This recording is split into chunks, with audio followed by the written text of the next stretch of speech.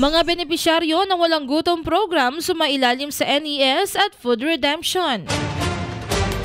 Sumailalim sa Nutrition Education Session at Food Redemption ang mga extended pilot beneficiaries ng Walang Gutom Program sa bayan ng San Mariano, Isabela bilang bahagi ng kampanya ng pamahalaan laban sa gutom.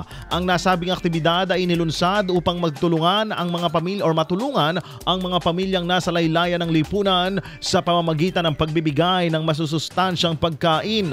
Bago matanggap ang kanilang food voucher, kinakailangan munang dumalo ng mga benepisyaryo sa isang sesyon kung saan tinatalakay ang tamang nutrisyon, wastong pagpili ng pagkain at malusog na pamumuhay. Ito'y upang matiyak na tama at epektibo ang paggamit ng mga benepisyong natatanggap.